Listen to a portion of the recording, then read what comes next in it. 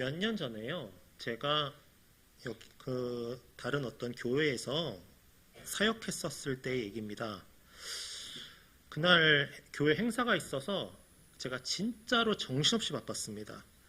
뭐 이거 치우고 저거 나르고 그거 잡아주고 이리 뛰고 저리 뛰고 하다 보니까 난리였습니다.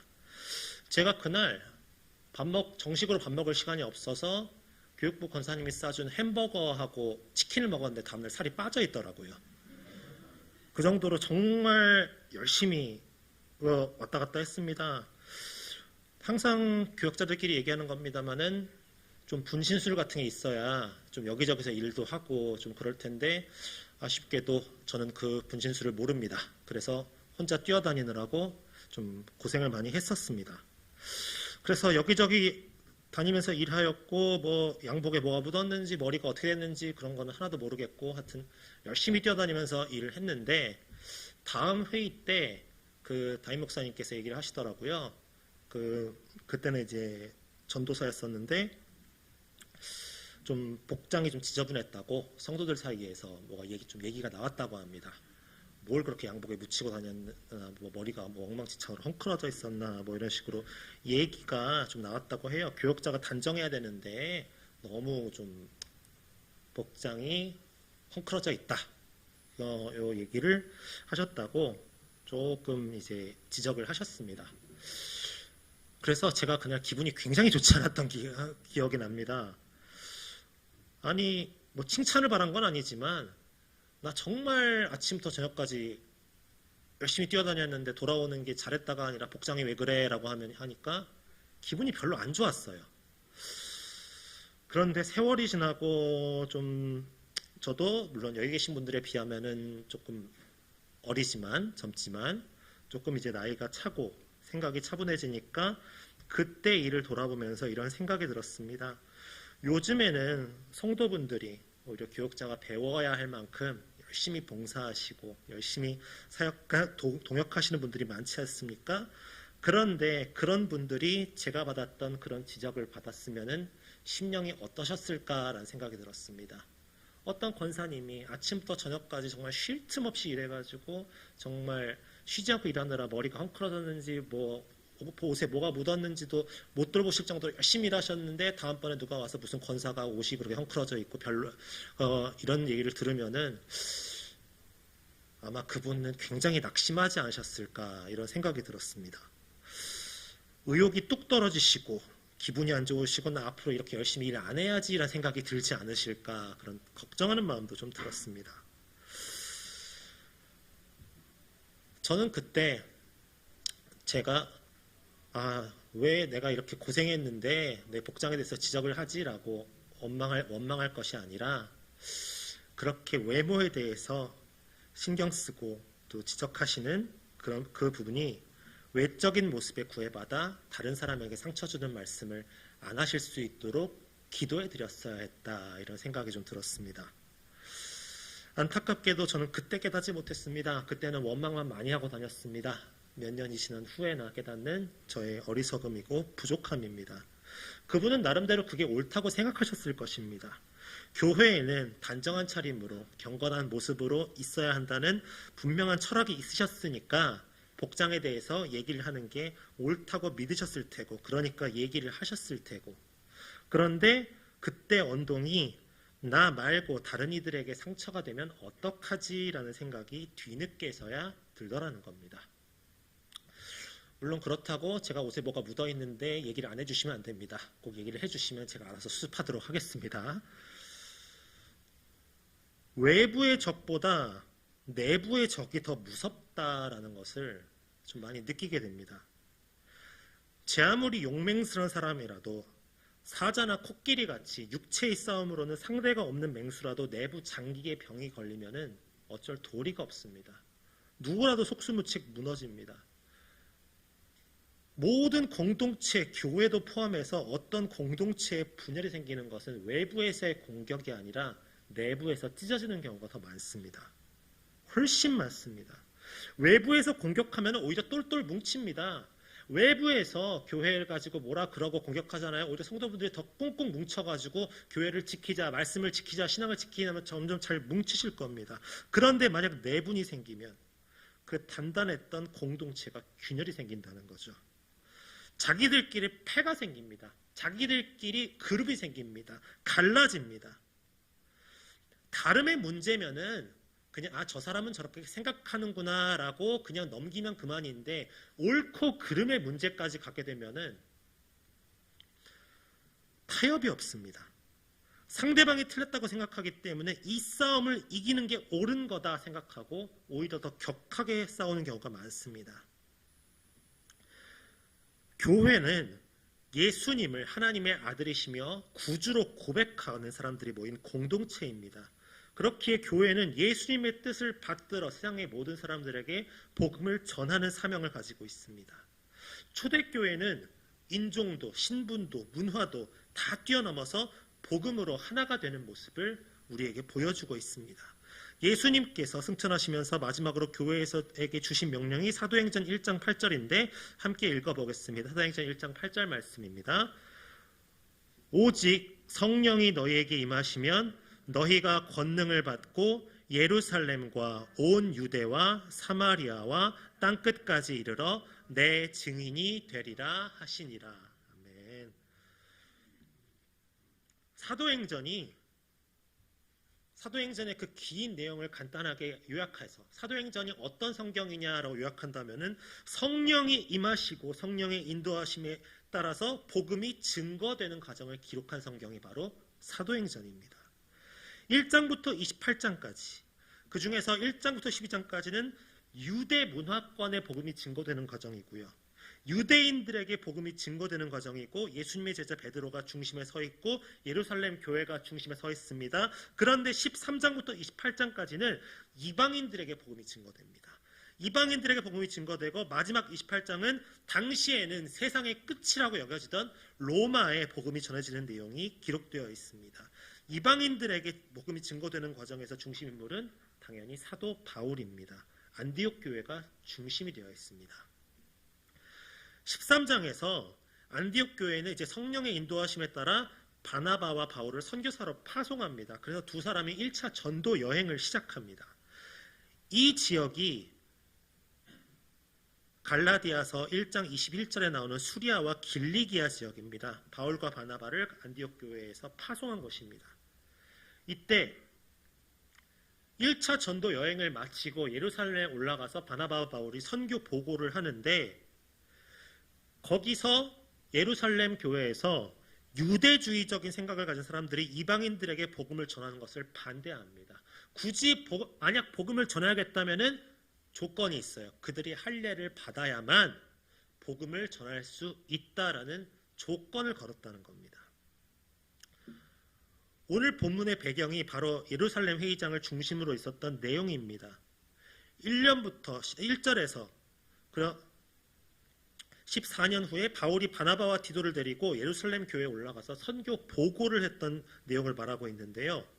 예루살렘 회의에서 유대주의적인 신앙을 가지고 있었던 사람들이 이방인들에게 복음을 증거하는 것을 강하게 반대합니다. 만약 복음을 증거하려면 할례를 받는다는 것을 조건으로 해야 된다고 주장했습니다. 이것이 무엇입니까? 복음보다 유대교적인 전통을 더 앞세우고 있었다는 것입니다. 복음보다 앞설 수 있는 것은 세상 어떤 것도 없습니다. 그런데 앞서는 것이 있었다는 것이죠.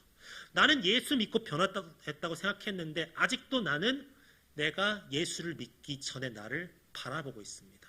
살던 대로 살려고 합니다. 이 문제는요, 생각보다 크게 이방인들에게 위협적으로 다가왔습니다. 까짓 거 하면 그만이지라고 되게 사소하게 여길 수도 있을 것 같습니다. 아니 다른 조건 돈을 내라 그랬어, 무슨 일을 하라 그랬어, 나는 뭐라 그냥 할례만 받으면 된다고 하죠. 그 정도는 받을 수 있지 않나라고 생각하실 수도 있을 것 같은데 이방인들에게는 생각보다 굉장히 위협적인 조건이었습니다. 왜 위협적이었는지 아십니까? 처음부터 차별을 두었기 때문입니다. 인종도 문화도 신경 쓰지 않고 모두 다 예수 그리스도의 복음 앞에서는 평등하다라고 주장했던 예루살렘 교회, 예수의 믿는 신앙이 처음부터 차별을 하고 들어갔기 때문입니다. 갈라디아 교회를 혼란에 빠뜨렸던 유대주의자들은 유대교 관습을 지킬 것을 요구하면서 자기들의 말에 더 힘을 실기 위해서 예루살렘 교회의 유명한 사람들이 그렇게 가르쳤다고 주장하고 있습니다. 이 말이 뭐냐? 바울의 사도권까지도 문제 삼았다는 거예요. 말씀을 전하는데 예루살렘 교회의 저 유명한 사도들이 이렇게 전했어 하면서 바울의 사도권까지도 문제 삼은 것입니다. 그들의 문제는 자기들이 지금 복음을 전하는데 회방을 놓고 있다는 문제의식이 전혀 없었다는 거예요. 그렇게 하는 것이 옳다고 믿었습니다. 그게 맞는 거라 생각했습니다. 거리낌 없이 계속해서 할례를 주장하고 이걸 따라야만 복음을 전할 수 있는 거라고 그렇게 믿고 주장하였는데 이것이 오히려 복음 전파에 방해가 되고 있었습니다. 그래서 바나바와 바울은요, 이방인들에게 복음을 증거할 때 일어난 놀라운 역사를 전합니다. 그래서 이방인들에게 율법에 어떤 조건도 붙이지 말고 복음이 전해져야 한다고 주장했습니다. 그 자리에서 사도 베드로가 편을 들어줍니다. 내가 이방인 로마 군대 장교인 고넬료에게 복음을 증거했는데 이것을 하나님께서 명하셔서 할 수 있었다. 고넬료도 그렇게 하셨는데 다른 이방인들이 못할 것이 무엇이냐라고 이방인들에게 복음을 증거하는 것이 하나님의 뜻임을 강조합니다. 그래서 회장인 야고보가 이방인들에게도 구원이 있음을 선포하게 됩니다. 그래서 예루살렘 교회는요, 복음을 듣기 위해 찾아온 이방인들에게 유대의 율법을 꼭 적용하지 않아도 된다. 단지 우상 숭배하지 말고 음행하지 말 것만 당부합니다. 또한 바나바와 바울에게는요, 가난한 이들을 특별히 잘 돌봐달라고 당부를 했습니다. 바울과 베드로, 야고보, 요한의 악수는요, 단순한 안부와 격려의 악수가 아니라 유대인과 이방인이 예수님의 복음 안에서 하나가 된다는 중요한 의미의 악수였습니다. 유대인과 이방인 사이에 쌓여있던 높은 벽이 복음으로 허물어졌습니다. 하나가 되었습니다. 이때 바울이 기독교로 개종한 디도를 데리고 갔는데 일부러 할례를 받지 않게 했습니다.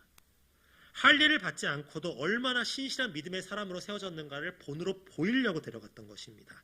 바울은 예루살렘 교회에서 이방인들에게 복음을 증거하는 것이 하나님의 뜻으로 결정한 내용을 말했습니다. 그리고 예루살렘 교회가 베드로를 할례 받은 자에게 복음을 증거하는 사도로 내세웠듯이 바울 자신을 이방인에게 복음을 증거하는 사도로 내세웠음을 분명하게 밝히고 강조하고 있습니다. 여기에서 우리가 한번 깊이 생각해 볼 것이 무엇입니까? 예수님을 믿는다는 이유로 다른 사람들과의 사이에 높은 벽을 쌓는 신앙인들이 있습니다. 나는 예수님을 믿으니까, 나는 구별되게 살아야 되니까 세상 속에 나아가서 복음을 전하는 게 아니라 나는 그런 사람들과 달라 하면서 나 스스로 담을 쌓아버려요. 나 스스로 차별을 둔단 말입니다. 구별된 삶을 살아가려고 노력하는 것은 좋습니다. 그러나 그 벽을 보고 차별하는구나 이렇게 느끼면 안 되지 않겠습니까? 자신의 거룩함을 이야기할 때 세상 속에서 하나님의 백성으로 선택되었음을 강조하는데 사탄의 지배 가운데서 구별돼서 하나님의 백성이 된 것 대단한 은혜입니다. 놀라운 은혜입니다. 감사한 일입니다. 그런데 하나님의 백성이라 하면 여기서 한 발 더 나아가야 됩니다. 세상 사람들이 사랑할 수 없는 사람들을 사랑해야 하고 세상 사람들이 섬길 수 없는 상황에서도 섬겨야 하며 세상 사람들이 내려놓을 수 없는 것을 하나님을 위해 내려놓을 수 있어야 합니다. 이런 미련한 삶을 살아야 합니다. 그런 사람이 하나님의 백성이라는 것입니다. 그런 삶을 살 때 믿음의 감동이 있습니다. 우리가 신앙생활이라는 이유로 높은 담을 쌓고 아무도 우리에게 다가가지 못하게 막고 있지는 않는지 나 자신을 한번 돌아볼 필요가 있습니다. 나는 예배를 드리고 나는 말씀을 읽고 나는 찬송하면서 나는 구분된 삶 살기 위해 노력하는 것 정말 필요한 일입니다. 신앙의 연단을 위해서 필요한 일입니다. 그러나 다른 사람들이 아예 접근하지도 못하게 높은 담을 쌓아서는 안 된다는 말입니다. 우리나라 역사를 통틀어서 가장 뛰어난 장군이 누구냐고 묻는다면 열의 일곱 여덟은 이순신 장군의 이름이 나올 것입니다. 그런데 이순신 장군의 위대함을 알아줬던 사람들은 오히려 적국인 일본 사람들이었습니다. 일본인들은 이순신 장군 때문에 해전에서 크게 밀리면서 미워하였습니다. 그러나 미워하는 감정과는 별개로요, 그 사람이 얼마나 뛰어난 장군인지는 인정하였습니다. 정작 이순신 장군을 인정하지 않은 건 같은 조선 사람들이었습니다. 조선 역사상 전무후무한 공헌을 세운 사람입니다. 그런데 두 번이나 백의종군을 시킵니다. 백의종군이 무엇입니까? 가장 일반 복장을 입혀서 일반 병으로 군대를 복무하면서 죄를 씻게 하는 과정이란 얘기인데, 말이 쉽지 사단장한테 이등병부터 다시 시작하라고 한다고 생각해 보십시오. 겉으로 보면 웃길 수 있겠지만 당하는 사람 입장에서는 그보다 더 큰 치욕과 굴욕이 없을 것입니다.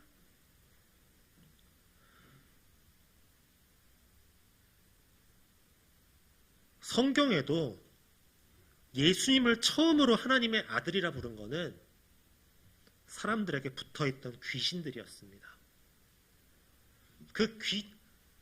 예수님이 오셔서 그렇게 말씀을 전하셨는데, 그렇게 복음을 전하셨는데, 예수님 보고 가장 먼저 하나님의 아들이라고 말한 것은요, 바로 사람들에게 붙어있던 귀신들이었습니다. 소리질러 이르되 하나님의 아들이여 우리가 당신과 무슨 상관이 있나이까라고 외치고 예수님께서 허락하셔서 돼지떼로 들어가서 절벽에서 몰사했던 그 귀신들이 가장 먼저 하나님의 아들이라고 얘기했다는 겁니다. 40일 금식 이후 나오신 예수님을 시험하면서 내가 하나님의 아들이거든 이걸 해보라 저걸 해보라 하면서 테스트를 하고, 귀신들은 하나님의 아들이라고 대놓고 호칭합니다. 악한 세력들은 예수님이 누구신지 다 알아요. 악한 세력들은 예수가 어떤 분인지, 예수가 그분의 말씀이, 그분의 힘이 얼마나 힘이 있는지 잘 알아요. 예수님의 힘이 무엇인지, 예수님이 어떤 분인지 모르는 사람은 바로 그 신앙인들, 이스라엘 사람들이었습니다. 정작 이스라엘 사람들은 몰랐습니다. 예수님이 누구신지 몰랐습니다. 자기들이 얼마나 대단한 은혜를 누리고 있는지 몰랐습니다. 악한 세력들은 이 신앙이 얼마나 귀하고 대단한지 다 알아요. 마귀도 사탄도 귀신도 그 모든 악한 영들도 우리의 신앙이 얼마나 귀한지는 그들이 제일 잘 알아요. 그래가지고 어떻게든 우리를 무너뜨리려 합니다. 깎아내리려 합니다. 우리의 심령을 흔들려고 합니다.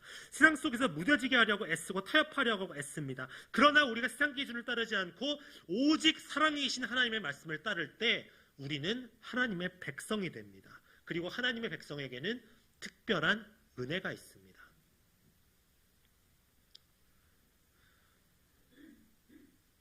저희 집에서 지금 가정 예배를 드리고 있습니다. 매번 이제 토요일 저녁마다 했었는데 새벽에 교회 오는 걸 힘들어해서 시간을 바꿔야 되나 지금 좀 고민 중이긴 합니다. 어쨌든 지금 이제 창세기 후반 요셉에 대해서 같이 말씀을 나누고 있는데요. 이제 여기 계신 분들이 다 아시겠지만 창세기에 나온 요셉이 하나님의 특별한 은총을 힘입어서 애굽의 총리에 오릅니다. 1인지하 만인지상의 자리에 앉았습니다. 요셉은 이제 하고 싶은 것을 다 할 수 있습니다. 여기서 우리가 생각해 볼 것은 이제 그 요셉을 잡아가둔 보디발의 가정은 죽었구나라는 생각을 할 수가 있다는 겁니다. 니들이 3년 전에 날 잡아가뒀다 이거지라고 하면은 막을 방법이 없어요. 애굽의 바로가 자기 왕자, 자기 먹을 음식 외에는 모든 것을 다 맡기겠다고 선언하였는데 시위대장이 뭐라고요? 감히 자기를 3년 동안 자기는 그런 적도 없는데 누명씌워서 잡아가둔 거잖아요. 마음만 먹었으면 그 권력으로 그 집안 박살 내버릴 수도 있었을 것입니다. 그러나 요셉은 그렇게 하지 않았습니다. 왜 그랬을까요? 형들이 곡식 사러 왔을 때 보복 안 한 거? 뭐 형제니까, 같은 부모님 둔 형제니까 그래 내가 이건 참아준다 할 수도 있겠죠. 그런데 보디발의 가정은 자기랑 아무 상관없이 오히려 누명만 씌운 집안이잖아요. 그러나 요셉은 절대 그 힘을 사사로이 쓰지 않았습니다. 요셉은 하나님께서 왜 나를 지금까지 이끄셨는지, 왜 나를 들어 쓰시는지, 왜 나를 애굽의 총리로 세우셨는지 잊지 않고 있었습니다. 어떻게 나를 잡아가둔 사람을 용서할 수 있겠습니까? 어떻게 나를 팔아넘긴 사람들을 형제라고 사정봐줄 수 있겠습니까? 그냥 눈 딱 감고 모른 척 살면 그만입니다. 그러나 요셉의 신앙은 세상 기준에서는 사랑할 수 없는 사람들을 사랑하고 섬길 수 없는 상황에서도 섬기고 내려놓을 수 없는 것을 내려놓는 신앙이었습니다. 할례를 받은 사람으로 유대인의 대표 자격인 바나바와 할례를 받지 않은 이방인의 대표 자격인 디도가 손을 잡고 예루살렘 교회 앞에 선 것은 적극적인 거룩을 본보기로 보이는 것입니다. 바울과 베드로의 악수는요, 학문, 지역 신분 등 서로 다른 것이 많지만 그 모든 것을 넘어서 하나님의 나라를 이루기 위한 적극적인 거룩의 악수였습니다. 다 같이 하나님의 백성으로 살기 위한 거룩의 악수였습니다. 우리는 신앙인으로서 구별된 삶을 살아가지만은 누가 하나님께 간구하기 위해 올 때 나는 저 사람들과 달리 성경을 알아, 복음을 알아라고 구분된 삶이 아니라 나는 세상 속에서 구별된 삶을 살아가지만 하나님의 품을 찾는 이들에게 하나님의 복음과 사랑을 증거하는 하나님의 백성이 되어야 할 줄로 믿습니다.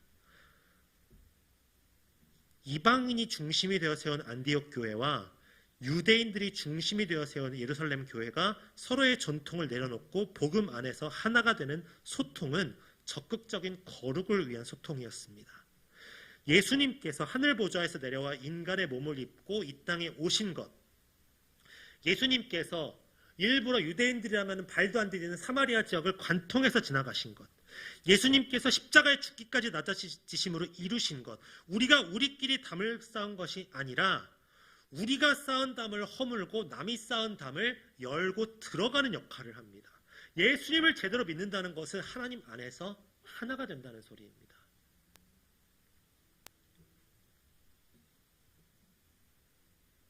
교회는 그 누구에게도 열려 있어야 한다는 겁니다. 세상 공동체는 저 사람의 외면을 봅니다. 어떻게 살아왔는지를 봅니다. 언행을 봅니다. 그 모든 것들을 조건으로 봅니다. 그러나 교회는 하나님의 복음을 전하는 교회라면 모든 이들에게 열려 있어야 됩니다. 누가 오더라도 하나님의 말씀으로 사랑으로 따뜻하게 품어줄 수 있어야 합니다. 우리가 구분된 삶을 살아가는 것이 아니라 구별된 삶을 살아가야 된다는 것입니다. 우리의 가정과 삶의 터전에서 예수님께서 우리에게 전해주신 하나님의 사랑과 은혜를 전할 수 있기를 바랍니다.